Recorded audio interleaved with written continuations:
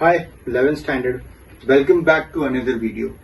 11th standard को video तो जा रहा है लेकिन ग्रुप में कोई रिस्पांस नहीं आ रहा है। Okay, what I am thinking is now कि अब जैसे मैं जो भी पार्ट आपको पढ़ाऊंगा ना उसका मुझे राइटिंग वर्क आप लोग मुझे प्रोवाइड करेंगे। I want to see the writing work. Okay, जैसे क्लासिफिकेशन ऑफ बिजनेस में हमने किया था लास्ट टाइम पे, तो हमने दो पार्ट देखा था। इंडस्ट्रीज में हमने देखा था प्राइमरी, सेकेंडरी और टर्शियरी, और सेकेंड पार्ट था कॉमर्स जिसका डिटेल अभी हमने देखना बाकी है, तो अब हम उसका डिटेल देखेंगे। लेकिन आज ये क्लासिफिकेशन ऑफ बिजनेस एक्टिविटीज पूरा हो जाएगा। इसका पूरा फ्लो चार्ट बनाकर आप पॉइंटर्स को एक्सप्लेन करोगे और I want to see that in the group. आप लोग ये ग्रुप में आज अपलोड करोगे। Okay, let us see commerce today. Commerce again divided into two part, whereas trade and auxiliaries to trade. अगर मैं ट्रेड की बात करूं, ट्रेड को उन्होंने दो पार्ट में अगेन डिवाइड किया है। दो पार्ट में डिवाइड किया है, home trade, foreign trade. Again home trade consist of two things, wholesaler trade and retailer trade, whereas foreign trade consist of three things. वो क्या है? इंपोर्ट, एक्सपोर्ट, इंटरपोर्ट, या फिर उसे हम दूसरे लैंग्वेज में री एक्सपोर्ट भी कहते हैं। Whereas auxiliaries to trade के अंदर क्या आता है? ऑक्सिलरीज कॉमन चीजें जो आती है उसके अंदर, जैसे ट्रांसपोर्टेशन हो गया, वेयर हाउसिंग हो गया, इंश्योरेंस हो गया, एडवर्टाइजमेंट हो गया, मर्केंटाइल एजेंट हो गया और कम्युनिकेशन हो गया। तो ये था कॉमर्स का पार्ट। Are you getting? अब इसका डिटेलिंग देखते हैं, what the detail explanation that they are talking about. Okay, let us see meaning of commerce. What is commerce is talking about? Last time भी हमने डिस्कस किया था कि किसी भी इंडस्ट्रीज में क्या होता है, कच्चे माल को पक्के में बनाया जाता है, means raw material converted into finished good. अब कॉमर्स क्या करता है? उन चीजों को मार्केट में ले आने का काम करता है। यहां पर भी वही बता रहे हैं। ये किससे कनेक्टेड होता है? ये distribution of goods and services से कनेक्टेड होता है, जो कहां पे प्रोड्यूस होता है? इंडस्ट्रीज में प्रोड्यूस होता है। See what they are talking about. Commerce is that part of a business activity which is connected with distribution of goods and services produced by industries. Okay, it includes all activities which are essential for maintaining a free and uninterrupted flow of goods.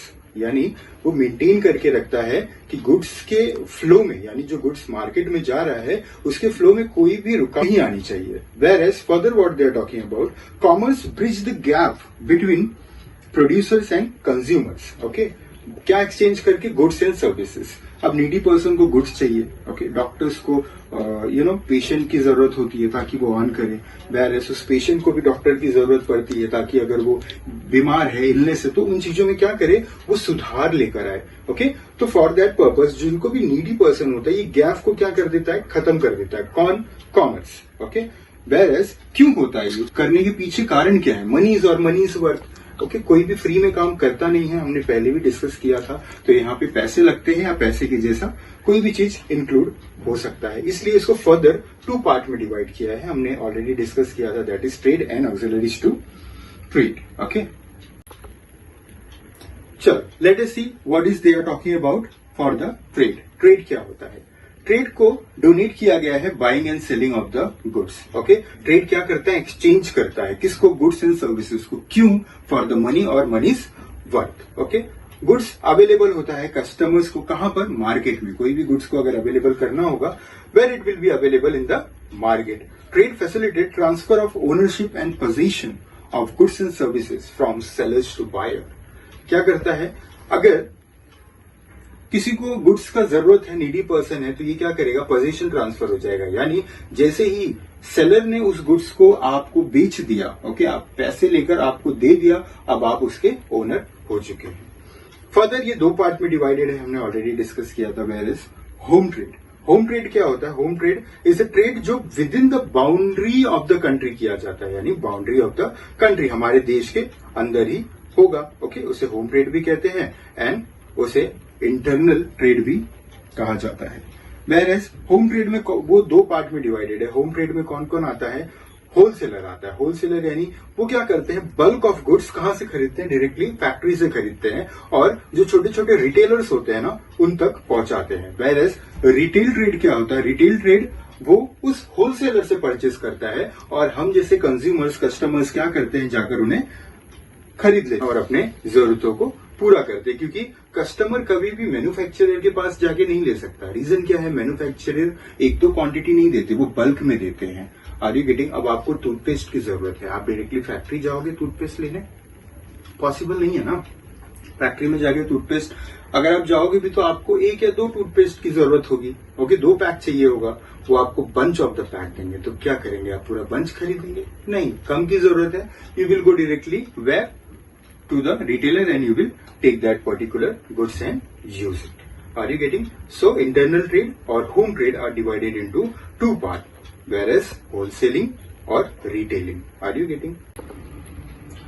चलिए, let us talk B part, foreign trade, या फिर we can also tell them a external trade. External trade यानी क्या होता है? The trade which is conducted outside boundary of the country, यानी यहाँ पे हम ट्रेडिंग कैसे करते हैं, in the term of international level पे यहाँ पे ट्रेड किया जाता है। यहाँ पे 3 पार्ट इंक्लूडेड है, okay, import trade, export trade और entrepot trade. What is import trade? When goods and services are purchased, यानी खरीदा जाता है। जब गुड्स और सर्विसेज को हम खरीदते हैं किसी और कंट्री से, उसे कहते हैं import. What is export? When goods and services are sold, जब हम किसी गुड्स और सर्विसेज को कहीं बेचते हैं outside boundary of the country, उसे कहते हैं एक्सपोर्ट ट्रेड। वेयरएज इंटरपोर्ट यानी क्या होता है, ये कॉम्बिनेशन होता है एक्सपोर्ट और इंपोर्ट ट्रेड का। इसके अंदर क्या होता है, हम कहीं से गुड्स लाते हैं और उसे अगेन हम अपने लिए यूज नहीं करते, कहीं और किसी और कंट्री में उसे सेल कर देते हैं। जैसे इंडिया सेल कर रहा है, ओके, क्या, जापान को, ओके, इंपोर्ट कर रहा है, वेयरएज जापान क्या कर रहा है, उसे अमेरिका को दे दे रहा है, यानी हमसे लिया और किसी और को उसने बेच दिया। Are you getting?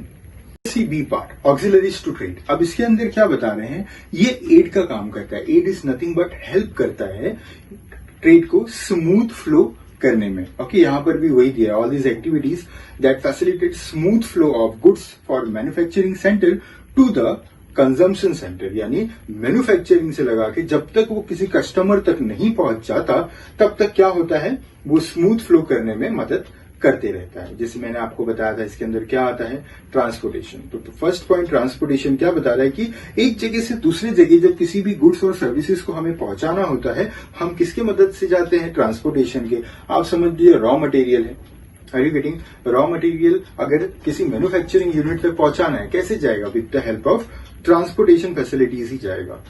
Second point, warehousing. अब वेयर हाउसिंग क्या कहता है, वेयर हाउसिंग में देखो बल्क ऑफ गुड्स बनते हैं। For an example, rainy season में अम्ब्रेला बन रहा है, एक एग्जाम्पल ले लो। अब अम्ब्रेला 1-2 क्वांटिटी में तो नहीं बनता ना, बंच ऑफ क्वांटिटी में बनता है। अब वो बंच ऑफ क्वांटिटी में बनेगा तो क्या होगा, वो बनाकर कहीं ना कहीं स्टोर किया जाएगा। उस स्टोरेज को ही वेयर हाउसिंग यहां पर उन्होंने कहा है। ओके, जैसे प्रोडक्शन है, प्रोडक्शन का अभी रिक्वायरमेंट नहीं है, कुछ टाइम बाद उसका रिक्वायरमेंट है। Are you getting? कुछ टाइम बाद वो पहुंचाने के लिए बनाकर कहां रखा जाएगा, वेयर हाउस में रखा जाएगा। एक तो चलिए ये हो गया। दूसरा, जैसे कुछ ऐसे प्रोडक्ट होते हैं ना बहुत जल्दी खराब होते हैं, जैसे मिल्क हो गया, फिश हो गया, वेयरएज वेजिटेबल्स हो गए, इनको ज्यादा टाइम तक रखना पड़ता है, जिसके लिए कोल्ड स्टोरेज की जरूरत पड़ती है। Are you getting? तो कोल्ड स्टोरेज के लिए भी वेयर हाउसिंग बहुत इंपॉर्टेंट रोल प्ले करता है। ओके, इंश्योरेंस बहुत इंपॉर्टेंट रोल प्ले करता है किसी भी बिजनेस में।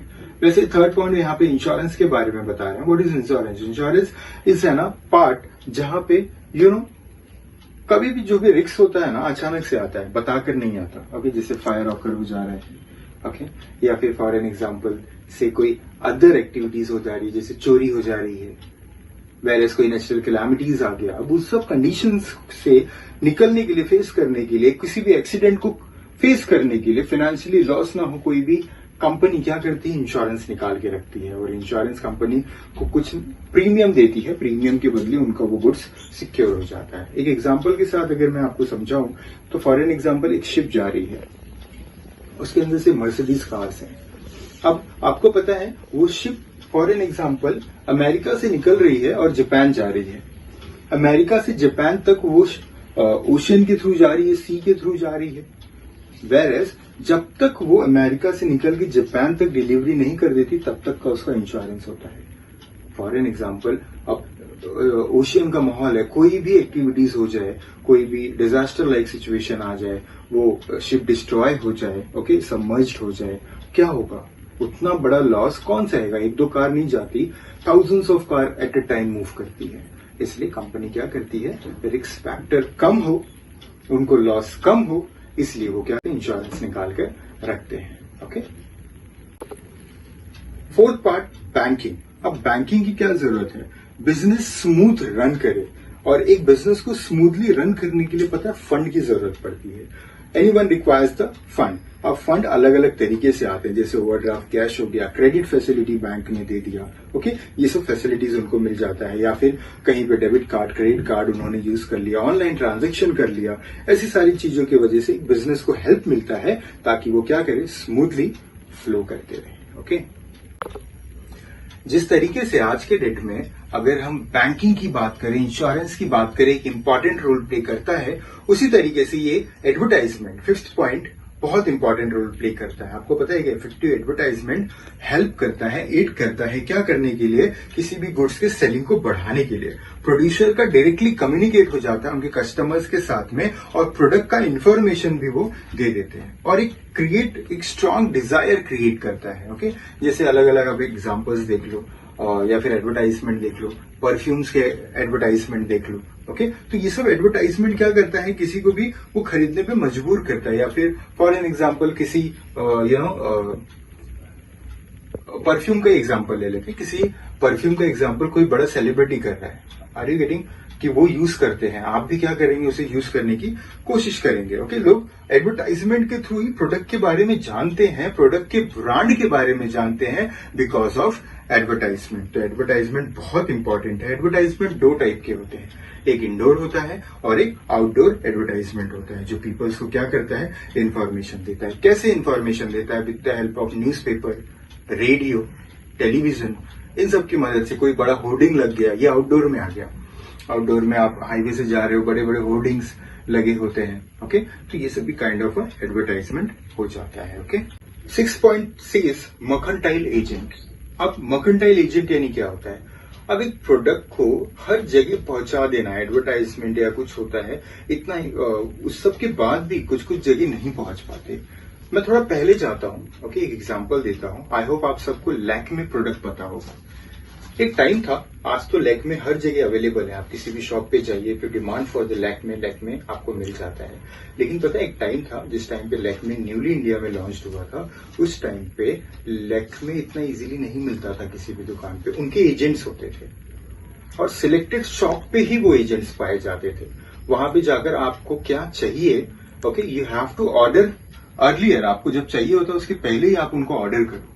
आप जैसे उनको ऑर्डर करोगे, लैक्मे प्रोडक्ट आपके पास आता है, and you can by that product. कैसे हुआ? Because of the agent. तो ऐसे कुछ ब्रोकर्स होते हैं, एजेंट्स होते हैं, जो क्या करते हैं, on the behalf of that particular product क्या करते हैं, उस प्रोडक्ट को सेल करते हैं, काइंड ऑफ एडवर्टाइजमेंट करते हैं, उसके इंफॉर्मेशन को लोगों तक पहुंचाते हैं, और उसके बदले में क्या चार्ज करते हैं, ब्रोकरेज चार्ज करते हैं। अब ये तो हो गई प्रोडक्ट की बात, लेकिन बेसिकली मर्केंटाइल एजेंट होते कहां पे हैं? मोस्टली आज के डेट में कंस्ट्रक्शन वर्क, ओके, या फिर रियल एस्टेट बिजनेस देखेंगे तो ये बहुत वाइडली स्प्रेड होता जा रहा है। वहां पे रियल एस्टेट बिजनेस में ये एजेंट्स की जरूरत पड़ती है। फॉर एग्जाम्पल, कोई नई बिल्डिंग बन रही है, उस बिल्डिंग का रेट क्या है, ओके, डायरेक्टली आप बिल्डर के पास जाते हो, वो अलग कंसेप्ट है। वेयर एज आप किसी एजेंट के थ्रू जाना सेफ समझते हो आज के डेट में, क्योंकि आपको किसी पे ट्रस्ट नहीं होता।